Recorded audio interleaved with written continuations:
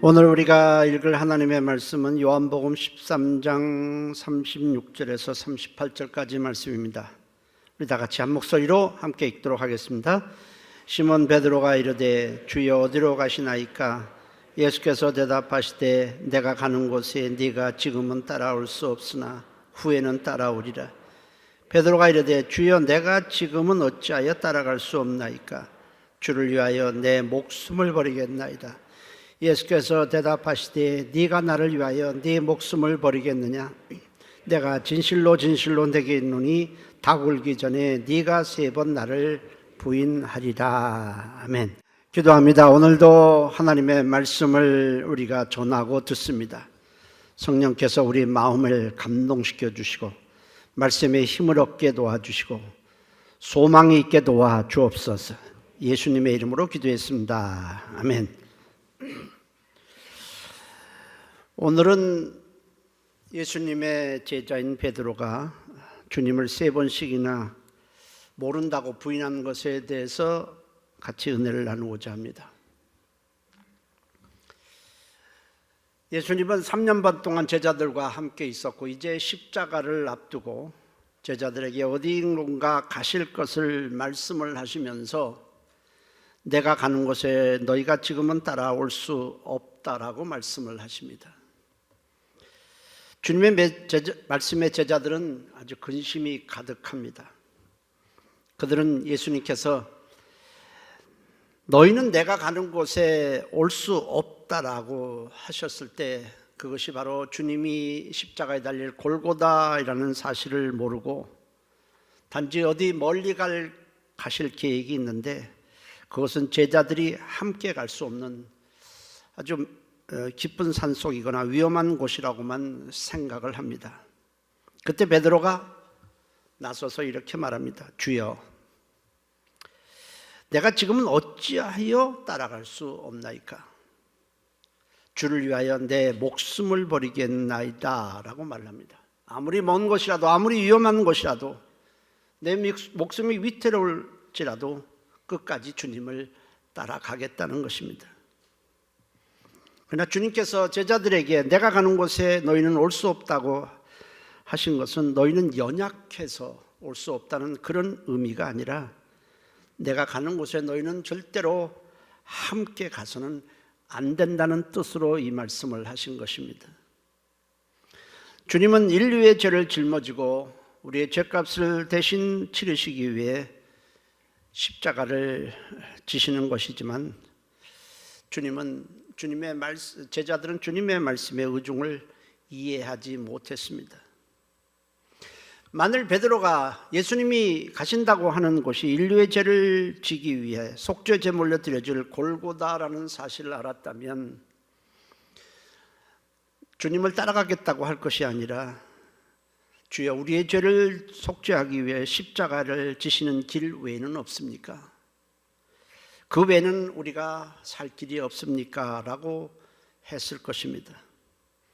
그러나 제자들은 주님이 가시는 곳이 골고다임을 몰랐기에 그냥 따라가겠다, 끝까지 따라가겠다라고 말한 것입니다.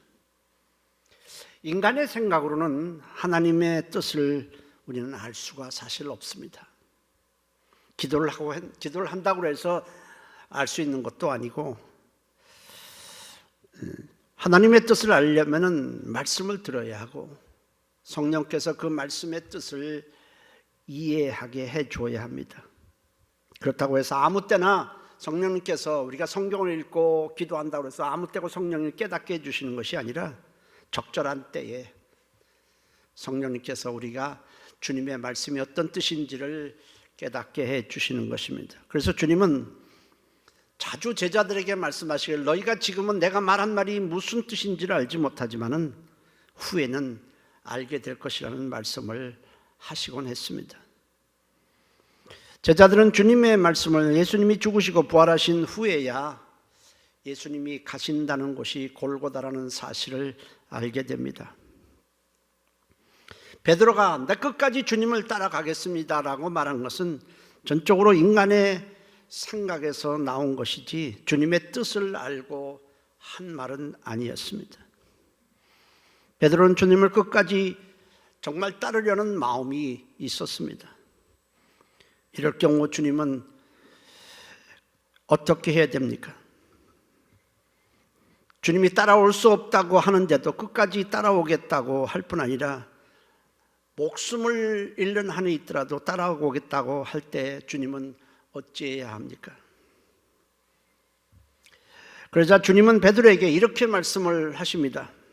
네가 나를 위하여 네 목숨을 버리겠느냐? 내가 진실로 진실로 네게 이르노니 닭 울기 전에 네가 3번 나를 부인하리라 말씀을 하십니다.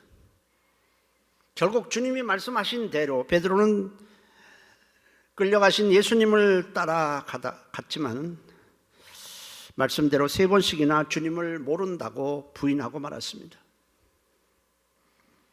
사람들은 이 성경 구절을 읽으면서 베드로가 단지 연약하기 때문에 주님을 3번씩이나 부인했다라고 그렇게 말합니다. 그리고 나아가서 베드로가 성령을 받기 전에는 3번씩이나 예수님을 모른다고 부인했지만 성령을 받은 후에는 그렇게 하지 않았으니 우리도 성령을 받으면 베드로처럼 주님을 부인하지 않게 될 것이라고 말합니다. 그러나 이것은 전적으로 인간적인 해석에 불과한 것입니다. 베드로가 3번씩이나 예수님을 부인한 것은 베드로가 연약했기 때문이라기보다는 주님께서 베드로가 주님을 모른다고 3번씩이나 고의적으로 부인하도록 역사하셨기 때문입니다. 주님은 베드로가 모두 주를 버릴지라도 나는 결코 버리지 않겠나이다 했을 때에 주님은 조금도 기뻐하시지 않았습니다. 네가 정말 나의 제자구나, 너 같은 제자를 둔 것이 참 기쁘고 자랑스럽다 하신 것이 아니라 오히려 반대로 내가 진실로 진실로 내게 이르노니 오늘 밤 닭 울기 전에 네가 3번 나를 부인하리라 라고 말씀을 하셨습니다. 이 말씀을 또 인간적으로 해석을 하게 되면 네가 아무리 큰 소리 쳐도 결국은 3번씩이나 나를 부인할 수밖에 없는 연약한 존재에 불과할 뿐이라고 말하게 될 것입니다. 그러나 주님의 말씀은 그런 뜻이 아닙니다. 베드로가 십자가를 지기 위해서 끌려가시는 주님을 끝까지 따라올 수 없도록 고의적으로 주님께서 막으시겠다는 것입니다. 만일 베드로가 주님을 3번씩이나 부인하지 않게 된다면 베드로 역시 주님과 함께 십자가에 달려 죽게 될 것입니다. 그렇게 되면 베드로는 예수님의 부활의 증인이 되지 못합니다. 또 3년 반 동안 주님께서 열심히 가르쳐주셨던 것이 아무런 소용이 없게 됩니다. 따라서 베드로가 주님과 함께 끌려가서 죽는 것은 주님이 전혀 원치 않는 죽음입니다. 주님은 우리를 죄에서 구원하기 위해 십자가를 지시는 것이지만은 베드로의 죽음은 아무런 의미도 없고 오직 스승에 대한 의리로 죽는 것에 불과하기 때문에 그렇습니다. 주님께서 오늘 밤 닭 울기 전에 네가 3번 나를 부인하라는 말씀은 너는 그렇게 나를 3번씩 부인해서라도 반드시 살아남아야 한다는 뜻이었습니다. 그래서 내가 지금까지 가르쳤던 그 많은 것들을 사람들에게 전해야 되고 너는 부활의 내 증인이 되어야 한다는 뜻이었습니다. 그것이 주님이 원하시는 것이었습니다. 다른 제자들도 베드로처럼 주님을 끝까지 따르고자 했습니다.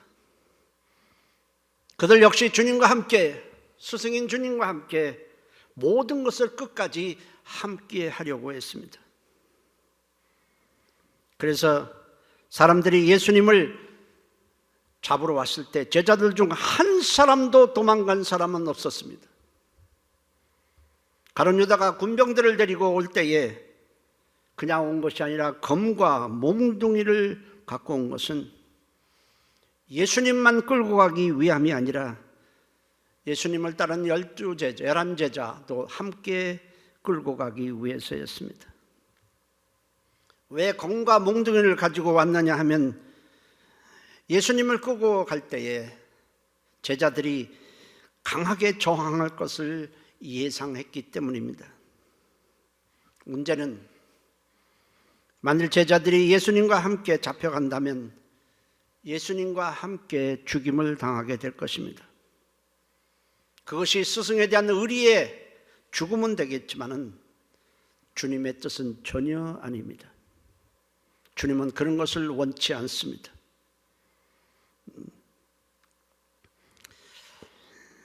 제자들은 살아남아서 주님의 죽으심과 부활의 증인이 되어야 되고 앞으로 교회를 세워야 되고 복음을 전해서 많은 영혼을 구원해야만 했습니다.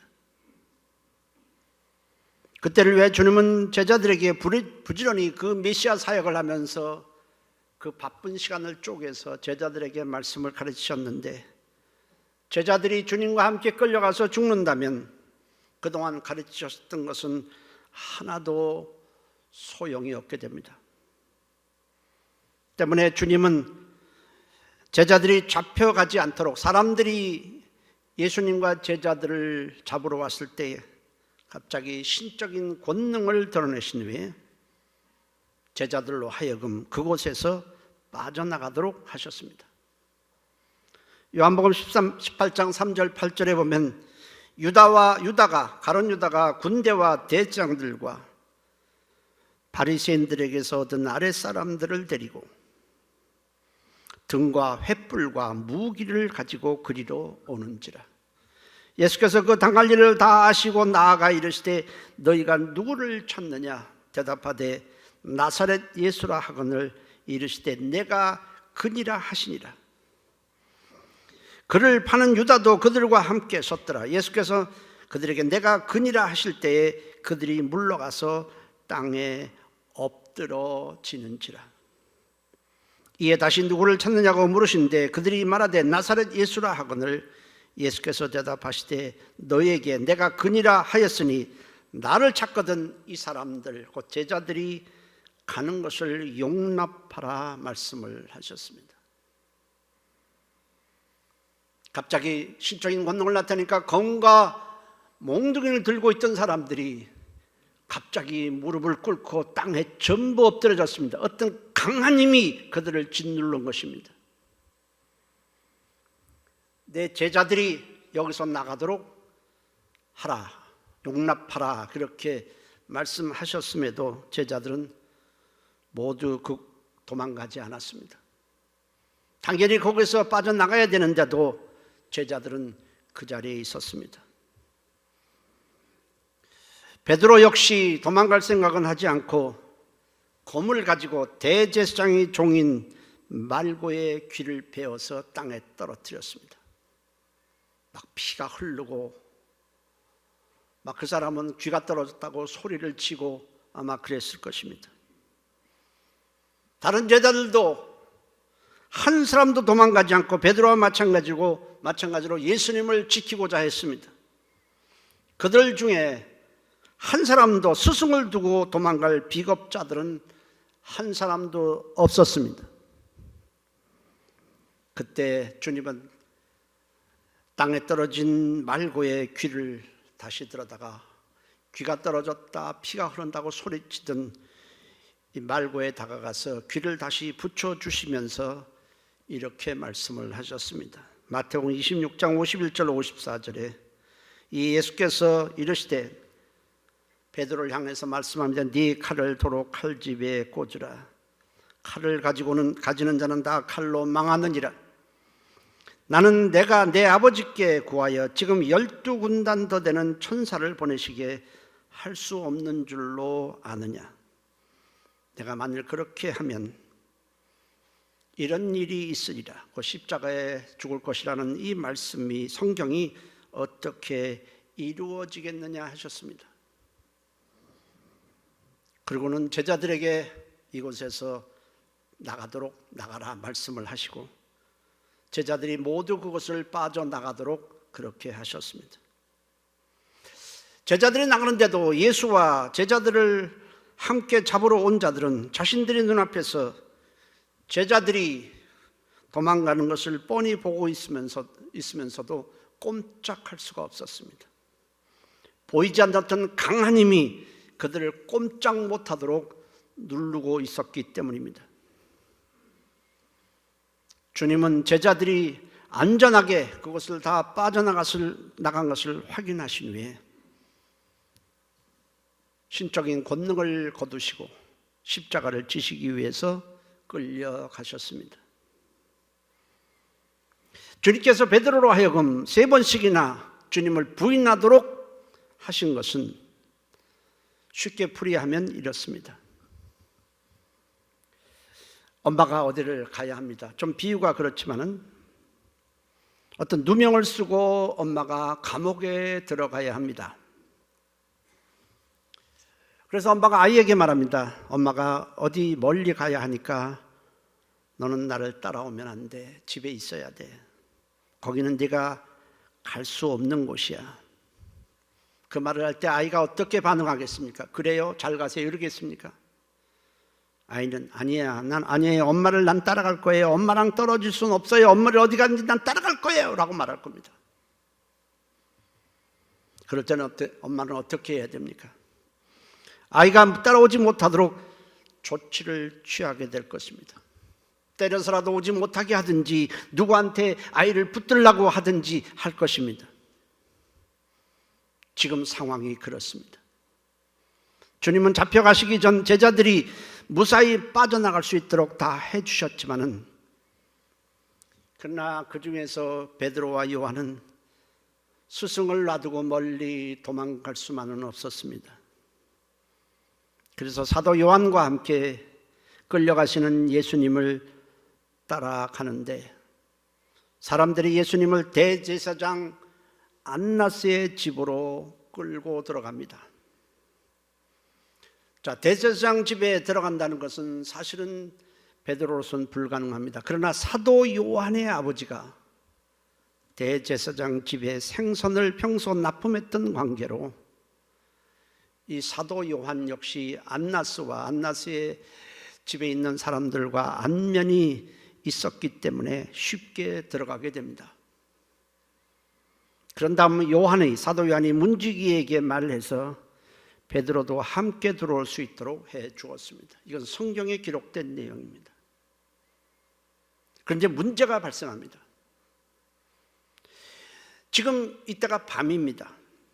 아무도 자기를 알아보지 못할 줄 알았는데, 문을 지키던 한 여종이 베드로가 들어오는 것을 보더니 너도 예수의 제자 중 하나가 아니냐라고 말을 합니다. 베드로는 황급히 나는 예수의 제자가 아니라고 대답을 합니다. 그래서 또 다른 여종이 베드로를 보고 이 사람은 나사렛 예수와 분명히 함께 있었도다라고 말합니다. 이번에도 베드로는 나는 그 사람을 알지 못한다, 예수를 알지 못한다라고 잡아댑니다. 그러자 이번에는 베드로가 겟세마네 동산에서 검으로 귀를 베었던 말고라는 사람의 친척이 베드로를 알아봅니다. 네가 그 사람과 함께 동산에 있었던 것을 내가 보지 아니하느냐. 그는 말고와 함께 대제사장 종의 말고와 함께 예수님을 잡으러 겟세마네 동산에 왔었기에 베드로를 정확하게 알고 있었습니다.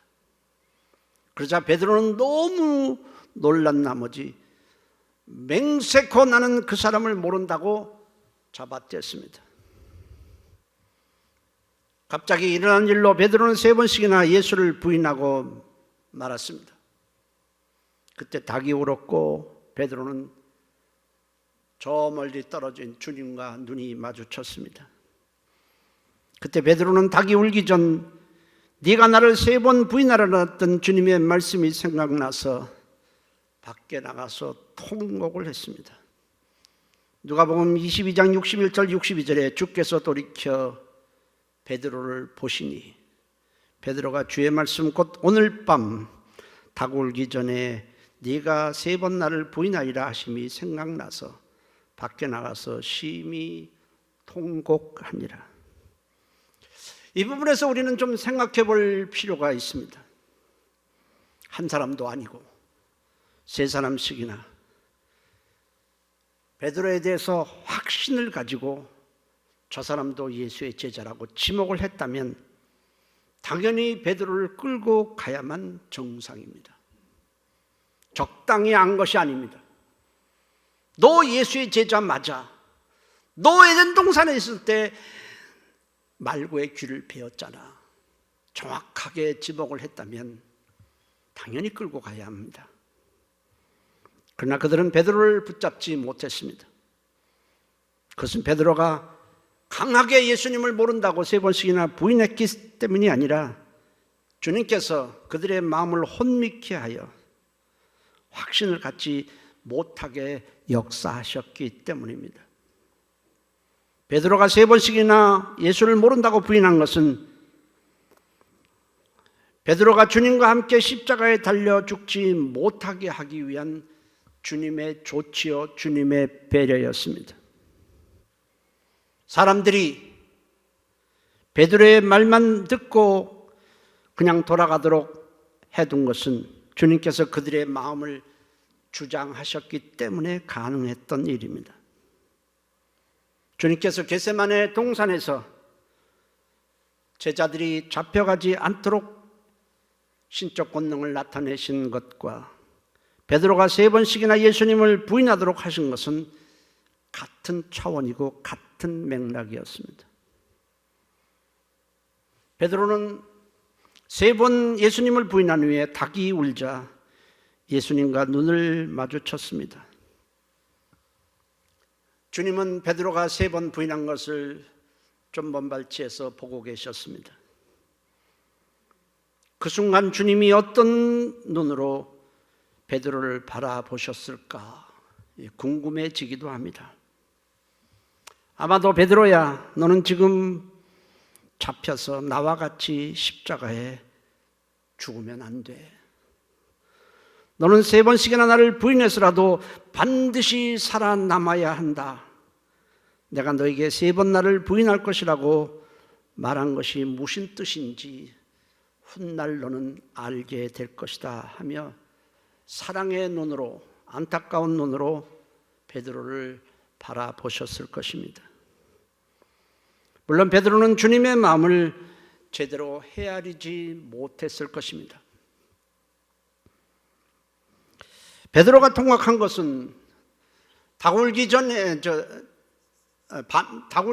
나를 3번이라고 부인할 것이다 라는 그 말씀대로 베드로가 3번 부인한 것에 대해서 통곡한 것은 스승을 부인한 것에 대한 자책일 수도 있고, 모든 것은 주님의 말씀대로 되는데도 절대로 나는 그렇지 않을 것이라고 반박한 것에 대한 후회일 수도 있고, 주님께서 나를 살려주시기 위해 역사하시는구나 생각할 수도 있습니다.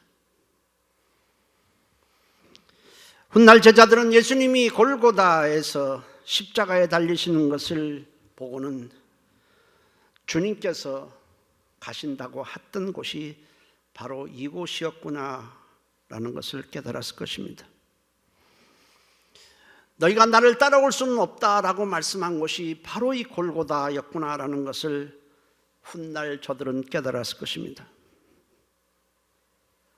훗날 베드로는 죽으셨다가 부활하신 예수님이 자기를 찾아와서는 너는 왜 나를 3번씩이나 부인했느냐? 어떻게 3번씩이나 모른다고 부인할 수 있느냐? 책망하지 않았습니다. 왜냐하면 그것은 주님이 역사하신 일이기 때문입니다. 오히려 베드로에게 질문한 것은 그런 책망이 아니라 베드로야, 너는 나를 사랑하느냐? 네, 사랑합니다. 진짜 사랑하는 거 맞지? 네, 그럼요. 나는 정말 주님을 사랑해요. 이렇게 3번씩 묻고 3번씩 대답을 들으신 후에는 내 양을 쳐라. 그리고 사명을 주셨습니다. 그때 베드로는 주님께서 왜 오늘 밤 닭이 울기 전에 네가 나를 3번이나 부인하리라 말씀하셨는지 주님의 마음을 이해하게 됩니다. 그 후 베드로는 성령을 받은 후에 누구보다 담대하게 복음을 전할 수 있었습니다. 자기를 살려주신 3번씩 부인해서라도 자기를 살게 하신 주님의 뜻을 알았기 때문입니다. 훗날 베드로는 복음을 증거하다가 로마에서 십자가에 거꾸로 달려 순교를 하게 됩니다.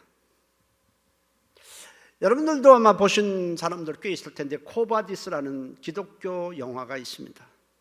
영화니까 조금은 각색을 했겠지만 사실에 어느 정도 부합되는 내용도 있습니다. 코바디스라는 영화의 내용은 이렇습니다. 네로 황제 때 로마 시내에 큰 화재가 발생을 합니다. 그로 인해서 민심이 흉흉해지자 이 네로 황제는 화재의 원인을 기독교인들이 방화했기 때문이라며 누명을 씌워서 대대적으로 기독교인을 잡아들이도록 명령을 합니다. 그래서 로마에 있던 많은 기독교인들이 끌려가서 원형 경기장에서 화형을 당하기도 하고 굶주린 사자의 밥이 되기도 했습니다. 그때 베드로는 로마에 있었는데 베드로도 두려워집니다. 자기도 잡혀가서 사자의 밥이 될 수도 있기 때문에 너무 두려운 나머지 로마를 벗어나서 다른 길로 가고 있는데 갑자기 주님이 그에게 나타나시더니 자기 앞으로 아무 말씀도 안 하시고 그냥 지나쳐갑니다. 베드로가 깜짝 놀라서 주님을 향해서 코바디스라고 말합니다. 코바디스라는 뜻은 주여 어디로 가십니까? 라는 뜻입니다. 코바디스, 주님 어디로 가십니까? 그래서 주님은 네가 로마를 벗어나서 복음 전하는 것을 안 하고 네가 로마를 벗어서 가고 있으니까 내가 다시 로마로 간다.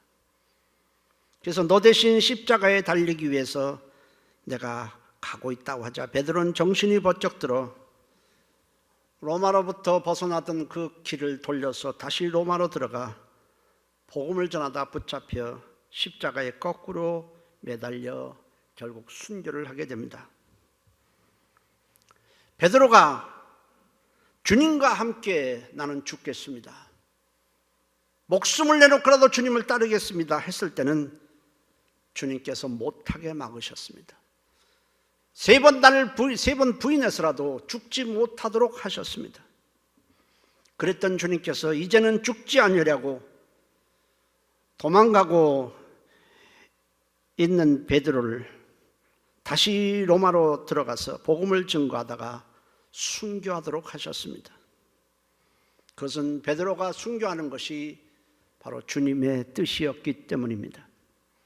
베드로가 주님과 함께 가서 함께 죽겠다고 하는 것은 주님의 뜻이 아니지만은 이제 순교하는 것은 주님의 뜻이었기 때문에 베드로가 다시 로마로 들어가도록 하셨습니다. 베드로의 순교가 복음의 확산에 반드시 필요했기 때문입니다. 놀랍게도 베드로가 순교했을 때에 그리스도인들은 움츠러들지 않았습니다. 사도 베드로까지 순교를 당했다면 우리도 잡혀서 죽을 것이라, 그러니까 우리 빨리 도망가자 움츠러든 것이 아니라 오히려 그 반대의 상황이 벌어졌습니다. 베드로 사도처럼 우리가 죽임을 당하는 일이 있어도 우리는 복음을 전해야 한다. 그런 마음이 불일듯 일어나면서 로마의 복음이 크게 확산이 되었습니다. 주님은 베드로를 위기에서 건져주신 것처럼 우리도 숱한 위기에서 우리를 지켜주셨습니다. 죽음의 순간에 우리를 지켜주신 적도 상당히 많았습니다. 단지 우리가 그것을 주님의 손길임을 모르고 있었을 뿐입니다. 큰일 날 뻔했네. 이거 죽을 뻔했었는데. 그런 일이 우리에게는 많았지만은 우리는 다 잊어먹었습니다. 주님의 손길이 우리에게 작용해서 우리를 지금까지 인도하시고 지켜주셨다는 사실을 우리가 모르고 있을 뿐이지, 주님은 우리가 예수를 믿기 전에도 오늘을 위해서, 앞으로를 위해서 지금까지 우리를 지켜주셨습니다. 그것으로 끝납니까? 때가 되자 주님은 우리를 찾아오셔서 예수님이 하나님의 아들이고 구주시고 우리를 위해 죽으시고 우리를 부활하셨다는 것을 알게 하셨을 뿐 아니라 예배를 통해서, 성경 공부를 통해서 우리에게 말씀을 알게 하셨습니다.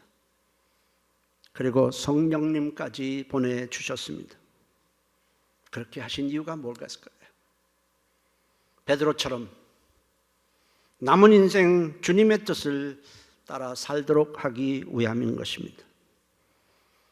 나를 위해 십자가를 지시고 나를 위해 부활하신 예수님은, 그리고 나를 찾아주신 주님은 오늘 우리에게 말씀을 하십니다. 디모데후서 4장 5절에 그러나 너는 모든 일에 신중하여 고난을 받으며 전도자의 일을 하며 내 직무를 다하라. 그냥 여기까지 우리가 온 것이 아닙니다. 죽을 뻔했던 수많은 순간순간들을 주님이 개입하셔서 우리를 도와주셨고 찾아오셔서 믿게 하시고 말씀을 알게 하시고 성령을 보내주시고 이렇게 예배를 드릴 수 있도록 하신 이유는 우리의 남은 인생 주님의 뜻을 쫓아 복음 증거의 사명을 감당하고 교회를 세우는 데 우리가 쓰여지기를 원해서입니다. 나를 살려주신 주님, 우리의 남은 인생 주님께 드려지기를 주의 이름으로 축복합니다. 기도합니다. 동성으로 기도합니다. 하나님, 내가 우연히 어쩌다 여기까지 온 사람은 한 사람도 없습니다. 주님이 나를 지켜주셨고 살려주셨고 믿게 하셨으니 우리의 남은 인생 조금이라도 좀 더 주님 영광을 위해서 주님 뜻을 쫓아 살아가게 도와주옵소서. 우리 다 같이 한 목소리로 기도합니다. 살아계신 하나님 고맙습니다. 고맙습니다.